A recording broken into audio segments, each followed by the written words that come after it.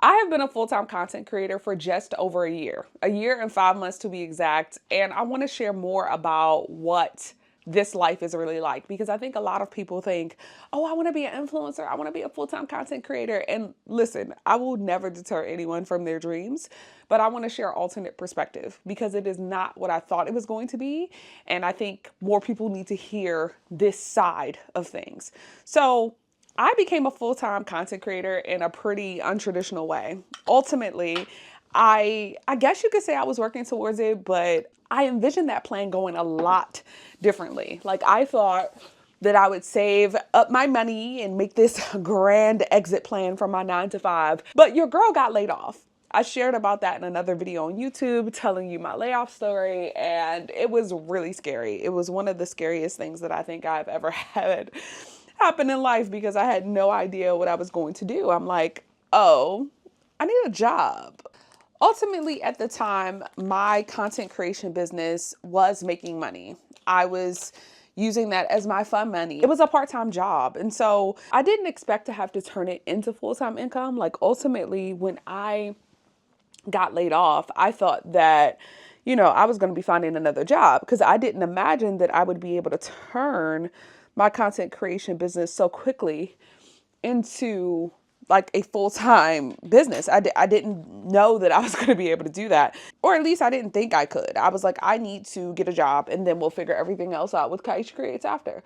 Baby, the universe had different plans because ultimately I ended up turning Kaisha Creates LLC into a 6-figure business in a year. While that sounds really impressive, it was definitely not as easy as it sounds. It literally was filled with a lot of ups and downs. And for context, this income is not included in the money that I made in a year, but ultimately I was on unemployment for a period of time before money started really flowing. And it was hard. It was really, really hard. I think I have worked harder for myself than for any corporate job I have ever had. But let me get to the point. I am starting a new series here on YouTube called Diary of a Micro Influencer. I kind of started it on TikTok and I've been doing videos here and there, but I want to get more in depth with things. So I'm like, let's do a long form. Let's talk about it all. And let's also do our makeup. So listen, I'm not going to hold y'all. I just recently got onto these topical eye patches and I think I'm in love. Like that was my last one and that is a problem. So I'm definitely going to have to order some more. I am getting ready today because I have like a full day of things that I have to do. I am a freelance social media manager, so I'm capturing some content for them. And then I am also going to be attending an event with the American Theater Wing. I love the American Theater Wing. They're hosting an event with Shoshana Bean, who is an incredible artist who I love. And she's going to be singing some songs from her new album at the Public Theater in their library later today. So I'm going to go do those two exciting things. They have been nothing short of challenging. Like ultimately, like there have been some good things, of course, but I, as an individual, I feel like I'm going through a lot and it's kind of hard to explain. And I haven't really found very many people who understand what I'm going through at this moment. So I'm going to share it with you and perhaps maybe you will understand. So I turned 35 last year at the end of the year. And I think that something shifted in my brain. Like, you know how they say your frontal cortex isn't developed until you're 25? Well, okay, something at 35 shifted for me. And I think I have, in a lot of ways, been trying to figure out, okay, what am I doing with my life? I know that that is probably like a crazy question to be asking in the way that I'm asking it, at least, because I ultimately feel a little bit silly in terms of like my career, right? Like I think that unfortunately I have internalized some of the negativity that people feel about influencers. I've internalized that like and put that negativity towards myself. And I have in some ways mentally belittled my own career and my own accomplishments because it doesn't feel serious. Like when I worked for the US Department of State, that was serious business. You know what I mean? Like I was working for the government. I had a badge, I had a clearance. Like that felt like I was doing something. And I'm like, Kaisha, please be so for real. This is me talking to myself, right? Please be so for real. You hated that job. You didn't like it at all. The best part of that job was being able to meet people that you looked up to, not actually doing the work. I enjoy being creative. I enjoy hosting. I enjoy doing the things that I do as a creative, as a content creator. Why do I belittle it so in my head? Like it's not important. And I think it's because I don't feel like I have reached where I thought I would reach by the time I was in my mid 30s. I just thought I would be so much farther along. Like, I don't know. I feel like I'm behind. I feel like I have done something wrong. Like, I don't know. Like, maybe this is a little bit delusional, but like when I was growing up, I was like, in my 30s, I'll be a millionaire. Like, are you kidding? Like, I will literally be on a yacht, living my best life. Like, I've really had that in my head. And so when that didn't happen at 30, and when you know what happened at 30, 2020, I feel like it was also just really unfair for me to turn 30 in 2020. I mean, don't get me wrong. I am grateful that I survived the pandemic because that was a whole situation. And I don't think that the impact of how many people we lost during that time and just all the things we lost during that time really has affected us as human beings. I don't think we fully grasp that, if you will. But there was a lot lost. And I think that the past 5, 6 years, I've been trying to like just continue to figure it out, because had the pandemic not happened, I think I would be in a different place with my acting career. I think I would still be pursuing that in a different way. But content creation was something that I really doubled down on in the pandemic. And it's funny because I often say, oh, well, I didn't double down enough. I should have been like making dance videos instead of trying to survive a virus, because I didn't blow up in the way that some people did during that time. Like I did get, a few thousand followers here and there, all that, but I didn't like skyrocket to 1 million. And like my greatest regret is not like just sucking it up, ignoring what was going on in the world and dancing on TikTok. I'm being facetious if you can't tell. So yeah, I feel a way about not having capitalized on that moment where everyone's attention was online. And listen, people's attention is still online, but the problem or the hard part is it's harder to get people's attention in a way, because I don't enjoy being gimmicky. Like I don't enjoy really doing trends. I try to pick the trends that like actually work for me and that I think are funny and that I actually want to do. But I am more interested in starting trends. I don't know if I've actually started any, but like I am more interested in being a trendsetter than a trend follower. But the way that the algorithms work, they reward you when your content does well. And it's a matter of visibility. So anyway, that's a whole subject within itself. But the past couple of weeks have been a challenge for me because I've been very down about where I am as an adult and as a creative. I just thought that I would be further along in my journey. It feels like I've done something wrong. My timeline in my life just looks off to me. And I think it's because I thought I would be in a different place. Being 35, I think the other thing that is coming up for me is that I recognize that I'm getting older. And as a married woman, as a woman who eventually would like to have at least one child, being 35, automatically, if I get pregnant tomorrow or from here on out, it'll be a geriatric pregnancy. And I think that that is also like playing a really big role with how I feel about my career, because I don't want to have a child before I'm ready. And I also know that the intensity of my career requires me to be so on, and it requires me to be out of the house a lot. That's why I haven't gotten a pet. Like I have been wanting to get a dog for years, but I'm like, who is walking that dog? That dog ain't gonna have no kind of quality of life because I ain't never home. Like there's so many things. And so it has been really hard for me over the past few years because a lot of my friends are having kids and starting families and like settling down, and their lives look completely different than mine. And listen, trust me when I say I'm so happy for them. I don't want any kind of version of those lives because, well, for one, I live in New York and most of the friends I'm talking about live in different areas. And I unfortunately love New York City. I'm a city girl. I don't want to live in some rural area where there are no streetlights. I love living in a big city. I love pursuing a big life. And one of the top considerations that I guess I've been making with this, or that my husband and I, we've been making in conversations about this, is like, how in the world will we raise a kid here? Like, how will we do that? And I think we're dedicated to the idea of trying. And then if it doesn't work, then I guess we'll move. But like, ultimately, I can't leave New York. I am so activated by being in New York City. And I don't know, I feel like a kid could have a really good life here because they would have access to the top opportunities in whatever industry they wanted. Now, it also comes with a lot of cons because with having that much access, you don't want them having access to the wrong things. But anyway, long story long, I feel like because I'm 35, because I know that I'm getting older and that my biological clock will potentially have some limits. Like perhaps I have 5 years, who knows? But I also know that like if we want to have more than one kid, like at some point you got to get started. And so I feel a lot of pressure about that, and not necessarily pressure coming from outside, but this is a lot of like internal pressure that I feel, because it's like if I had been more successful more quickly, maybe I would have felt ready sooner, and then I would have had kids sooner, and then I wouldn't be like 60 years old at my kid's high school graduation. That's how my brain works. So I feel like I've done something wrong.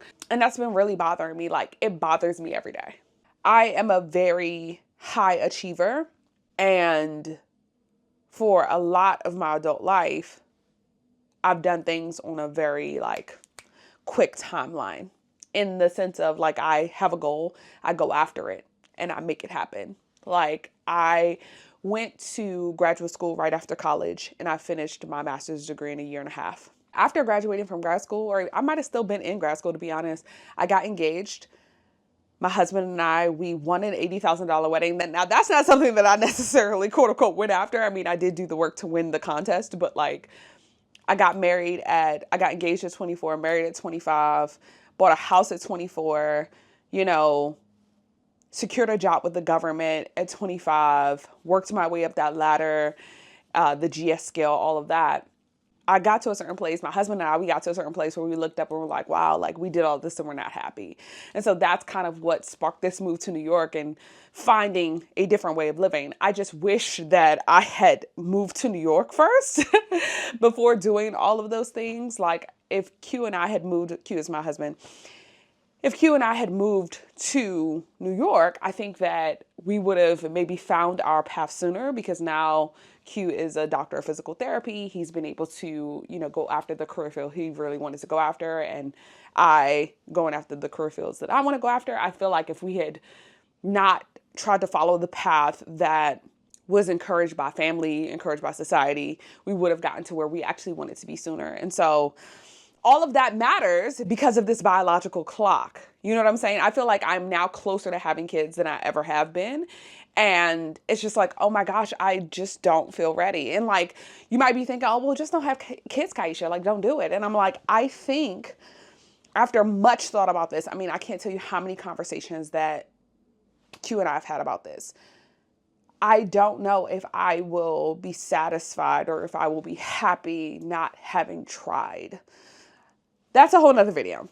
I keep saying everything is a whole nother video. So am I saying that I just need to keep making a whole nother video? Help, y'all help. I'm supposed to be doing my makeup, but I wanted these to sit for a bit because this is my last pair and I want the eyes to eye. You know what I'm saying? Anyway, I ultimately have just had a really tough past 2 weeks. And I think it's because I am not where I want to be when it comes to being an influencer. I'm definitely not where I want to be when it comes to being an actor. And again, that is a separate video for real. But as a content creator, as a full-time content creator, I just want to level up. I want luxury brands in my inbox. I want opportunities. I want brands to fly me out to other countries. Like, you know what I mean? And it is really difficult to look at opportunities happen for friends and people you know and wonder, like, why is it not happening for me? Like, am I doing something wrong? And the answer is no, I'm not necessarily doing anything wrong. I just hate when people say, what's meant for you won't pass you. Babe, let me tell you something. People are still racist. I don't know if y'all know, but people are still racist. And as a Black creator, I feel like there are a lot of things that pass me because people are racist, or people do not value being inclusive or having me and what I have to offer into a space. So while yes, what's meant for you won't pass you, I feel like there's a lot passing me because of systemic racism. That's, again, let me take a breath. Over the past couple of months, I've been trying to position myself to be invited into certain spaces and to get certain opportunities. And the ones that I've been positioning myself for, they didn't work out. And in all honesty, I did not campaign for myself and advocate for myself how I had done in previous seasons for different things. And so a part of me is feeling like, well, it's my fault. I didn't do enough. So I'll give you an example. At the end of last year, I was invited to attend my first major movie premiere for Wicked for Good. It was such an incredible experience. I'm so glad that I was extended an invite, but that took months and months of networking, planning, and posting. Actually, it was not even just months, it was years, because I started posting this content leading up to Wicked Part 1, and then I posted consistent content about Wicked from Wicked Part 1 through Wicked for Good, and then networked at many events and industry happenings and all the things, and eventually that manifested into an invite to the Wicked for Good premiere. I wanted to attend the Michael movie premiere in LA. I also wanted to attend the Devil Wears Prada premiere, and I just did not do that kind of campaigning. Now, you might be wondering, what do you mean you have to campaign and da-da-da-da-da? A lot of how you get invited in this industry is by visibility, people seeing you, right? And so in making that kind of content, you up the possibility of the people who send out those invites or extend those opportunities seeing you. Now, there are some creators who don't have to do that kind of campaigning. They just are known because they're seen in other ways, or someone just randomly finds them. A lot of this is also luck, but in my experience, I have to campaign for myself like that in order to get those opportunities. And so because of everything that I've had going on, I didn't have the chance to campaign for myself. And it was really hard for me to watch myself not get those opportunities, like really bummed. It was not just those, it was a couple of other things that had happened as well. And I'm just like, dang, like I feel invisible. I feel overlooked. I feel like I'm not being seen the way that I want to be seen. You know, people often say to me, oh, Kaisha, you know, you that girl, like da da da da. I'm like, I don't know if people look at me like that in the industry. Like, why is it that why is it not happening for me? You know what I mean? I feel so down about that. At this point, I'm just trying to not let that be such a big focus in my mind and just really focus down on doing what I can, because ultimately I'm doing a whole lot, right? Like being a full-time content creator is one thing, but I also am a freelance social media manager. And I also, you know, when I get auditions and things, I'm still auditioning as an actor. I'm managing multiple careers. I'm managing multiple job responsibilities. It's just a lot for one human being. And I think the thing also bothering me is that my health has not been the best. Like since I got laid off, have gained probably like 10 to 15 pounds, and I can't seem to get it off. And I probably can't get it off because I'm so stressed. I think I'm finally out of the phase where I wasn't sleeping, because I did not sleep for months, and I had like an eye twitch situation where my eye just constantly twitched. Thank goodness the eye twitch is gone, and thank goodness I am also now not staying up till 3, 4 a.m. every night. There was a phase where that was a real thing, where I was just like up and I couldn't sleep because I was worried. So that phase is over, and I'm very grateful for that. My health has really been worrying me because I feel like my stress is so high that I just can't balance like what I have going on. So I've been doing some things to try to work towards that. I went to my annual physical. Luckily, like my numbers are pretty great for everything except for like I have an iron deficiency and I'm not getting enough vitamin D and vitamin B. And so I met with a nutritionist, and I'm working to fix my diet in those ways. And then I'm trying to drink more water because I love to be dehydrated. If all I could drink was coffee and survive, that's all I would drink. I don't need anything else. All I need is coffee. I don't need it. I don't need it. Maybe a kombucha, but all I need is coffee. I don't need any of this other stuff. So anyway, I am trying to take care of myself better because I can't keep putting my work over my health, because eventually that's going to catch up with me. So earlier this year, I got a new gym. I go to Equinox, which I am very happy with that choice.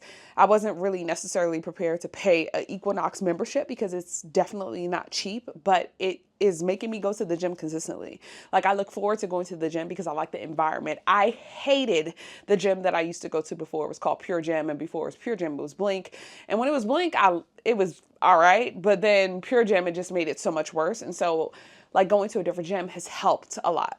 I am really yapping on today, and I have a lot of things that I would like to share. So this actually made me feel better to get some of this off my chest because it has been tough the past couple of weeks. Like I've been really, really down, and I think that if you're coming into this world of being a full-time influencer, or if you want to come into this world for being a full-time creator, there are just considerations that you should have. I'm not saying you shouldn't do it. When I tell you I love having autonomy over my schedule, I lie to you not. That is like one of the best perks. Like I can start my day at 1 o'clock if I want to. I don't usually, but like if I want to, like there was a day a couple of weeks ago where I hadn't really taken much time off, but a random Thursday, I was like, I'm gonna sit on this couch and watch Scandal. And that's exactly what I did all day. And it was wonderful. So there are some major perks to this lifestyle, but there are also some things that are like, whew, that's quite challenging. So if you like videos like these, do me a favor and let me know in the comments if any of this resonates with you. I would love to hear your thoughts. And if you're a full-time creator yourself, definitely let me know in the comments. Now that I've spilled my whole life to you at this point, I hope that you will take some time to connect with me here on YouTube. Make sure you subscribe to my channel so you don't miss my next video. I'm going to actually go and do my makeup for real. Go ahead and check out this video because YouTube thinks you'll like it, and I will see you on the next video. Bye.